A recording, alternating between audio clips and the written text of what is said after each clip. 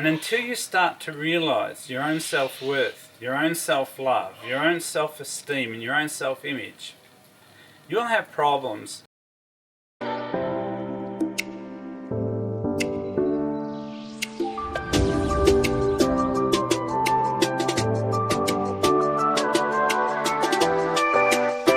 Hi, today I'd like to talk to you about conscience and consciousness. My passion in life is to raise consciousness and awareness in myself and others. And why is this so important? Well, for a start, most people play life in a very narrow bandwidth, like one octave on a piano. I like to see people move out and play the whole piano width in their life and have a really good bandwidth of experience. More synaptic connections, more choices, more wisdom, more understanding. How's this achieved? Well, one of the things that hold us back is our conscience. Now, there are people out there that could be deemed without a conscience, like sociopaths and psychopaths, but for the general public, they have a conscience. So why is it important to consider conscience in relation to health? Well, if you are harboring hurts from the past and you haven't dealt with forgiveness or gratitude or acceptance, these things are roadblocks for you to have a healthy and fulfilled life. So part of the way to deal with that is through meditation, counseling, and getting a good facilitator to help alter the context of past situations and to help you resolve those past conflicts so that you can move forward. We all have them. There isn't a situation in life where a person's got through scot-free. Things have happened. And if they haven't happened, surely sooner or later they will.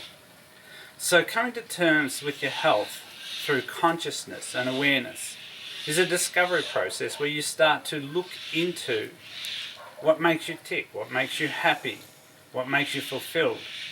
And until you start to realize your own self-worth, your own self-love, your own self-esteem and your own self-image, you'll have problems living and sitting in this world in the right context to enjoy it.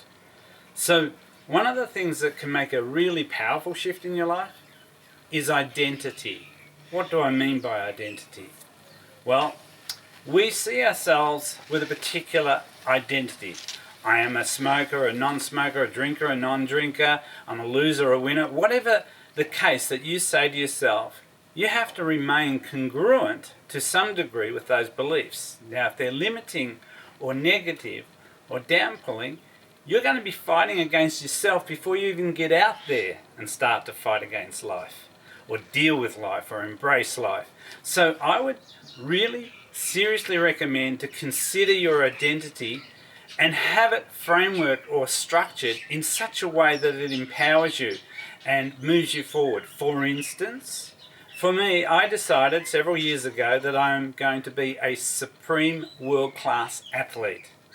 Now, adopting that attitude has changed the way I eat, the way I sleep, the way I exercise, the way I hydrate. It changed the decisions I made and the way I play into life. And it gave me a higher self-esteem, a higher self-respect, and it gave me more wisdom and a greater bandwidth in life. So why am I bringing all this stuff to you? It's because if you're going to just go and get on some fad diet or go on some exercise regime without the full context, the holistic context of your life where you deal with finances, emotions, physicality, spirituality, your relationships, your diet, nutrition, every aspect of your life, it's like a whole complete plethora, like a rainbow. If you don't embrace all the colors and all the spectrums and all the bandwidths of your life, you'll find it a struggle, because as you try and lift up one area in your life, another area falls down. It's far better to unilaterally bring these things up together and start to work it as an integration, rather than try and just focus on one area and put every other area out of balance. I know at my stage in life, at 68 years of age, I'm just getting going.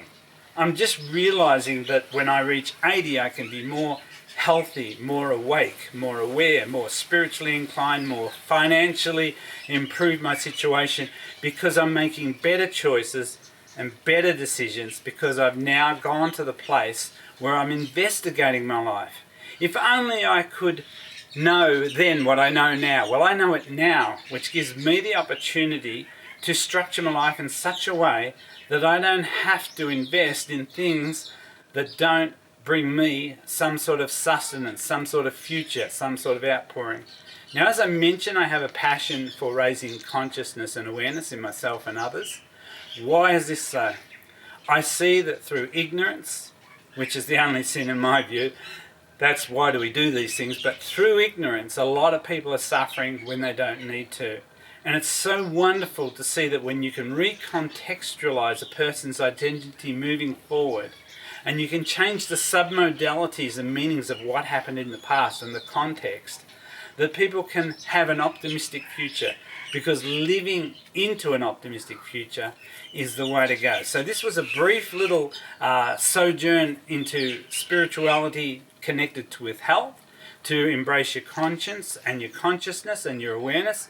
I hope this gives you some desire to seek out more, look deeper into what's going on in the world, in yourself, in those around you. So if you would like to learn more, please hit us up, contact us through our website, fkchealth.com.au, or look into some of the videos we have online. Feel free to subscribe and hit the button and learn more. Thank you so much for your time. Have an outstanding day.